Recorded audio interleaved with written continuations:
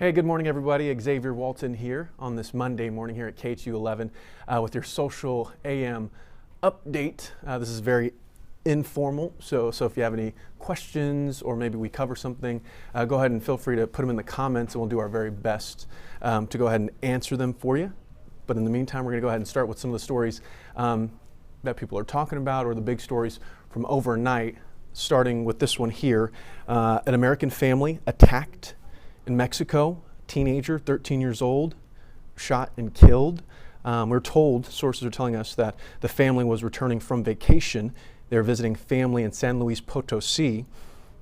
They were actually on their way back, and they were traveling on a highway that was deemed a high-risk area because of violent cartels. They were passing through, you see it here on this map that we're showing you, they were passing through Ciudad Victoria, and this comes really 2 months after another attack where a cartel ambushed a family in Mexico, and 9 American women and children were killed in that attack as well. So just a sad story this morning. A family attacked there in Mexico as they were heading back from a holiday vacation. A boy, 13 years old, shot and killed. We are going to continue to follow the story. That's really all the information we have now, so be sure to stay tuned with KHU.com to get more information. We'll be able to post stuff there once we do update that story. The other story that is obviously extremely popular this morning, popular this weekend, the rising tensions in the Middle East. Obviously, this is after last week's deadly U.S. airstrike, U.S. killing General Qasem Soleimani. Obviously, this was last week. A lot of people, still a lot of questions with this story. Iran vowing to get revenge.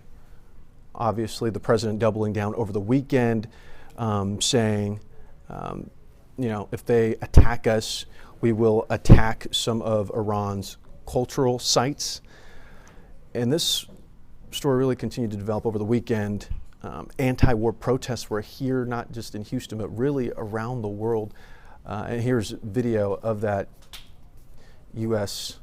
airstrike near the Baghdad airport there. But this morning, thousands lined the streets in Iran for the procession for General Soleimani. The big question, though, what is Iran going to do to retaliate? That's what a lot of people are asking. But then again, what is President Trump, what are we going to do once that happens? So a lot of people talking about this morning. If you have any questions, feel free to ask and we'll do our best to answer those questions for you. Another story, big one this morning, a 5.8 magnitude earthquake shook Puerto Rico. This happened right around 5:30 this morning. It was in H-Town Rush as breaking news. It caused small landslides, power outages. Some homes were severely cracked. So the video you're looking at here, you can see where it happened, but also you can see some of the video. Those are cell phone videos, obviously, some of the damage there.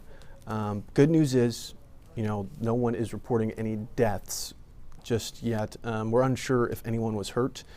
And the other good part of this is that there were no tsunamis as a result of this. That says 5.7, but I feel like the geological survey said it was a 5.8. Either way, a big earthquake shook parts of Puerto Rico this morning.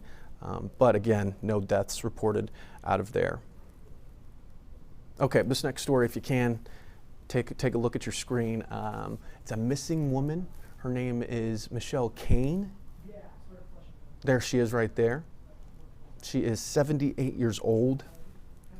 She was last seen a few days ago. She was driving a silver, there's the car she was driving right there.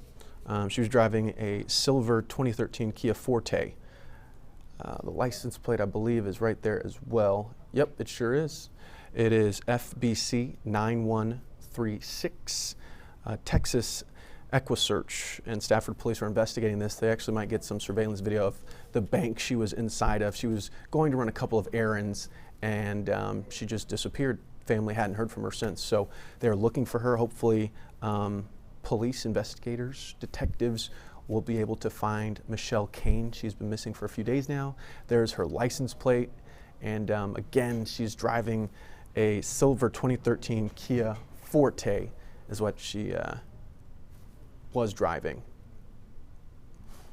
All right, as we keep going through all these, Brandon, you got any questions for us? Anything worth jumping into? Just kind of breeze through everything really fast. Our two big talkers right now are the Americans attacked in Mexico. Just a lot of people sending thoughts and prayers, and talking about just kind of how we're seeing an increase in this kind of thing. Not much to be done on Facebook right now. And the other big talker is Trump in the Middle East. We'll just leave it at that. Trump, people on both sides have opinions. We won't get into those very much. Yeah, and everyone's entitled to their own opinion. In that area that family was traveling in, we did say this earlier, high-risk area there at Ciudad Victoria. And police, Mexican authorities have put out warnings, violent area. But certainly our thoughts and prayers go out to the family. There really isn't a lot of information with this story as we go back to it. All we know was that a 13-year-old was shot and killed. The family, others were injured, and they were coming back from a vacation. And they were visiting family in San Luis Potosi. And they just got caught in what appears to be either the middle of some sort of attack, or they were attacked, or maybe it was mistaken identity. We don't know at this point, but it is really a sad story considering, they were just a family heading back from vacation, and they were in a high-risk area for cartels and violence and that sort of thing. The other story, weather. We got to give you guys the 7-day forecast. That's something we definitely want to show you really quick. Today, not looking too bad. 74 degrees, obviously mostly sunny. Towards the end of the week, that's where things get a little iffy. You see there, rain chances increase as you get towards Thursday and Friday. 80% chance severe weather there on Friday. And this is all from Blake Matthews. Be sure to follow him for any updates on your forecast. But anyways, so towards the end of the week, looks a little dicey. Maybe some rain chances, they go up. But then just in time for the weekend, Saturday and Sunday, not looking too shabby. It is a little chilly though, with temperatures in the upper 50s and low 60s there this weekend. And hopefully the Texans, they'll be in Kansas City. Hopefully the weather in Kansas City come Sunday won't be too bad, because we're going to need all the help we can get. All right, so that is your forecast over the next 7 days. Not a bad look. Brandon, any more questions you got? That's it, man. Just the same stuff we were talking about earlier. Gotcha. All right. So be sure to stay with KHOU. I think our first newscast is coming up at noon, and we'll have more information on several of these stories. We'll have updates, I'm sure, as things continue to develop here at the KHOU 11 studios. All right, everyone, have a great, it's the first Monday of 2020. I always forget, first Monday of 2020. So have a great day, everyone. We'll see you later.